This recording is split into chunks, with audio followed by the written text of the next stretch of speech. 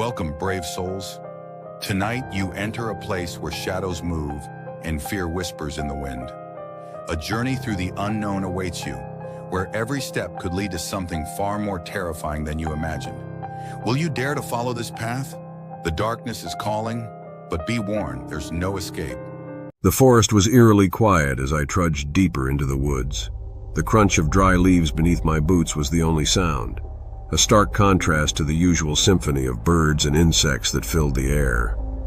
I'd always loved the solitude of the wilderness, but tonight, something felt different, something off. The sun had set just moments ago, and the twilight was quickly fading into darkness. I glanced back at the path I'd taken, but the trees were now just dark silhouettes against the dimming sky. There was no turning back. I had to press on. As I walked, I couldn't shake the feeling that I was being watched. Every rustle of the underbrush made me pause and listen intently, but all I heard was the sound of my own breathing. The air grew colder, and with it, an unsettling sense of dread began to creep in. The trail I was following had started to disappear, the undergrowth growing thicker with every step. I felt a knot tighten in my stomach as I realized I might be lost. I pulled out my phone, hoping to use its GPS, but there was no signal, no connection to the outside world. Suddenly, I heard a soft whisper, almost like a breeze, but it carried with it a chilling tone. I spun around, but there was no one there. The trees stood tall and silent, as if they were holding their breath. The whisper came again, closer this time, sending shivers down my spine. I quickened my pace, trying to convince myself it was just the wind. My flashlight beam flickered as I swept it across the trees, searching for any sign of movement. But the darkness seemed to swallow the light, leaving me in near total darkness. Just as I was about to break into a run, I caught a glimpse of something, a shadow darting between the trees. It was fast, too fast for any animal I knew of. My heart pounded in my chest as I stood frozen, my instincts screaming at me to run, but my legs refused to move. The forest seemed to close in around me, the trees forming an impenetrable wall of darkness. My breath came in ragged gasps as I tried to calm myself, but the fear was overwhelming. I had to get out of here, but every direction looked the same, endless rows of trees. Without warning, I heard footsteps behind me, heavy and deliberate. They were close, too close. I bolted, not caring about the direction anymore, just desperate to put distance between myself and whatever was following me. Branches slapped against my face as I ran, the sharp sting barely registering through the adrenaline coursing through my veins. The footsteps quickened, matching my pace, and the realization hit me. Whatever it was hunting me. I dared to glance back, and what I saw made my blood run cold. A figure, tall and shadowy, was sprinting after me. Its movements were unnatural, jerky, and disjointed, like it didn't belong in this world. I pushed myself harder, my lungs burning with the effort. I could feel it gaining on me, the ground seeming to disappear beneath my feet as I ran faster than I ever had in my life. The forest was a blur around me, but the creature's presence was a constant, a terrifying reminder that I wasn't alone. Just as I thought I couldn't go any further, I stumbled into a small clearing. I stopped, gasping for air, and turned to face whatever was chasing me. But the clearing was empty. There was no sign of the creature, no sound of footsteps.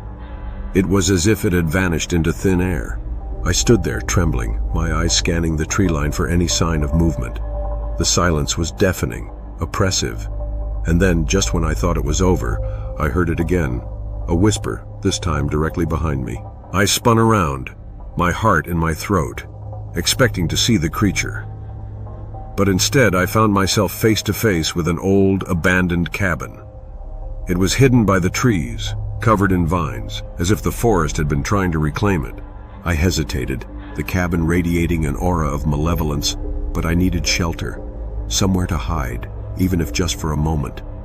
I cautiously approached the door, which creaked ominously as I pushed it open. The interior was dark, the air thick with the scent of decay. The inside was just as unsettling as the outside. The floorboards groaned under my weight, and the furniture was covered in a thick layer of dust. But what caught my attention was the old weathered journal lying open on the table, its pages yellowed with age. I couldn't resist picking it up. The handwriting was shaky, almost desperate. recounting a tale of a man who had ventured into these woods years ago and never returned. As I read, the words seemed to blur and shift, the ink swirling on the page. Suddenly, the door slammed shut behind me with a force that rattled the cabin. I jumped, the journal slipping from my hands and falling to the floor. I was trapped, and the oppressive silence returned, pressing down on me from all sides. I heard a faint creaking above me, like footsteps on the floorboards. My eyes darted to the ceiling, and that's when I saw it. A shadowy figure, barely visible in the dim light, watching me from the loft above. Its eyes glowed faintly, filled with malice. Panic set in. I backed away, my mind racing for a way out. But before I could move, the figure began to descend the stairs, each step slow and deliberate.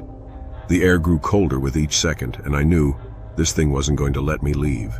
Desperation took over as I darted towards the nearest window, trying to pry it open. The old wood resisted, creaking under my efforts, but the figure was getting closer, its presence suffocating. I had to escape. I had no other choice. With a final frantic shove, the window gave way, the glass shattering as I forced it open. I climbed through, ignoring the shards that cut into my hands. I fell to the ground outside, the cold earth a sharp contrast to the warmth of the cabin. But there was no time to rest. I scrambled to my feet and started running again, my legs aching from the exertion. The cabin loomed behind me, its windows dark and lifeless, but I could still feel the figure's gaze on me, following my every move. The forest was a maze of shadows, each tree looking the same as the last. My mind raced, trying to remember the way back, but it was no use. I was hopelessly lost. The fear gnawed at me, slowing me down, making every step feel like a struggle. And then I heard it, the footsteps again, crunching leaves and snapping branches as they closed in on me. It was relentless, an unstoppable force of nature that was determined to catch me. My body was on the verge of collapse, but I couldn't stop. Not yet. Just as I thought I was done for, I spotted something through the trees, a faint light in the distance. It was small, barely noticeable, but it was there. Hope surged through me, and I pushed myself harder, my vision blurring from exhaustion. The light grew brighter as I approached, and I realized it was a small lantern hanging from a branch. But there was no time to question its presence. I grabbed it, the warm glow a stark contrast to the darkness that surrounded me. I held it up, scanning the forest, and that's when I saw it. The figure, standing just beyond the light's reach, watching me with those glowing eyes.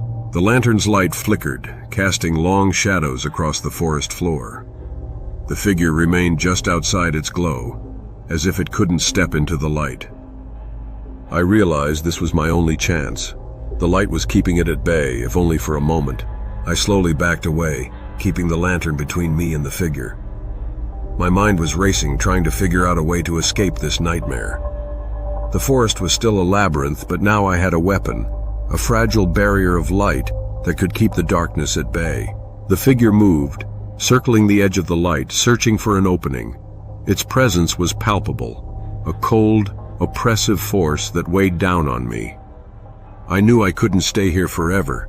The lantern's flame would eventually die out, and then I'd be defenseless.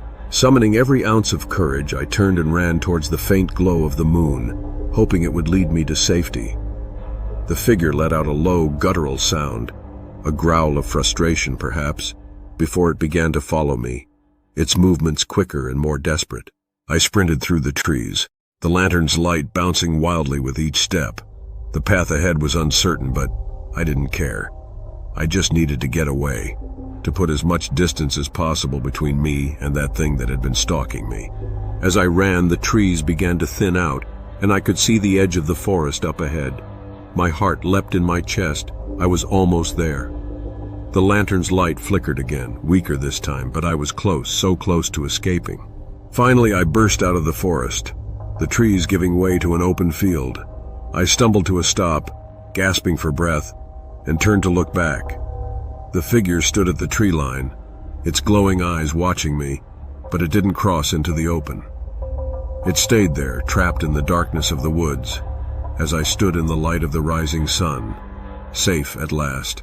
The story may have ended, but nightmares have a way of clinging to you, following you into the dark. Tonight, When the shadows lengthen and you feel that creeping dread, remember, some nightmares don't end when you wake up. If this story left you uneasy and you crave more terror, hit the like and subscribe button. The real nightmare is only just beginning.